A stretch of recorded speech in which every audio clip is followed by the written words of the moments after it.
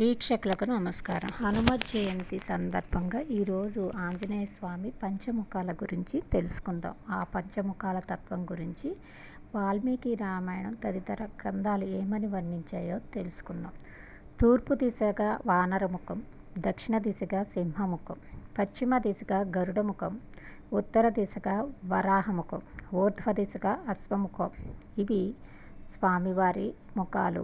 నిర్దేశితమైన సర్వాన్ని తన ఆధీనంలో ఉంచుకుని ప్రపంచ అధినాయకునిగా విశ్వరూప ప్రదర్శనంగా ఉంచే పరిపూర్ణ రుద్రస్వరూపుడైన పంచముఖ ఆంజనేయ స్వామి.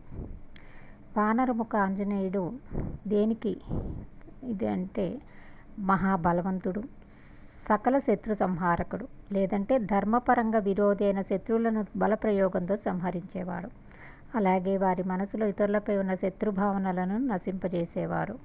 శత్రువైఖరికి బదిలిన విభీషణుడు అభయాన్ని పొందారు. అది వదలని రావణాదులు ప్రాణాలు కోల్పారు.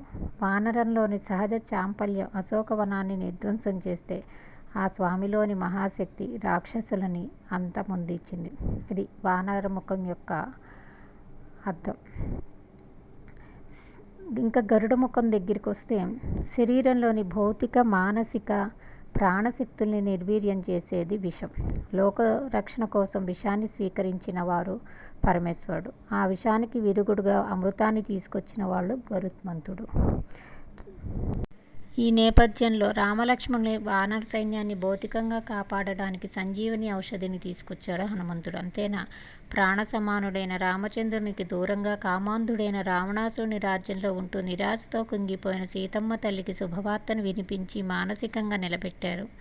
నిర్వీర్యమవుతున్న సీతారాముల మానసిక, భౌతిక ప్రాణశక్తుల్ని పునరుజ్జీవింపచేసిన హనుమ గురించి చెబుతూ వైనతేయో నమో సమో అంటారు మహర్షి.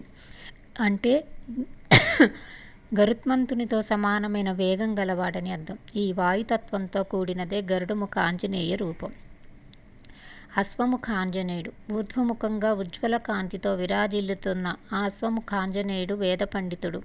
ఇది హయగ్రీవ తత్వం. తనను తొలిసారి కలిసినప్పుడే మాట్లాడే తీరు, ఎంచుకున్న శబ్దాలు, ఉచ్చరించే స్వరాల్లోని నిర్దుష్టతను బట్టి హనుమలోని వేద జ్ఞానాన్ని, సకల శాస్త్రాల పాండిత్యాన్ని గుర్తించాడు రామచంద్రుడు. ఆధారం లేని ఆకాశంలో అత్యంత వేగంగా ప్రయాణిస్తున్న సూర్యుడిని అనుసరిస్తూ విద్యను అభ్యసించిన మహానైపుణ్యం హనుమంతునిది. ఆకాశతత్వంతో కూడింది ఈ అశ్వముఖ ఆంజనేయ రూపం.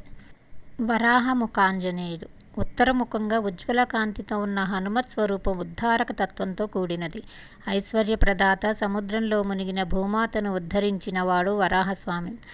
శోక సముద్రంలో మునిగిన భూజాతను అంటే సీతమ్మను ఉద్ధరించిన వాడు హనుమంతుడు. ప్రాణికోటిని ఉన్న స్థితి నుంచి ఉన్నత స్థితికి ఉద్ధరించగలిగే తత్వానికి ప్రతీక ఈ వరాహముఖం. సర్వ సంపదలకు నిలయం భూమి. ఆ సంపదలకు అధిదేవత కుబేరుడు. అతడు ఉత్తర దిక్పాలకుడు, నవనిధులకు అధిపతి, ఐశ్వర్య ప్రదాత. కుబేర పృథ్వీ తత్వాలతో కూడినదే వరాహముఖ ఆంజనేయ రూపం.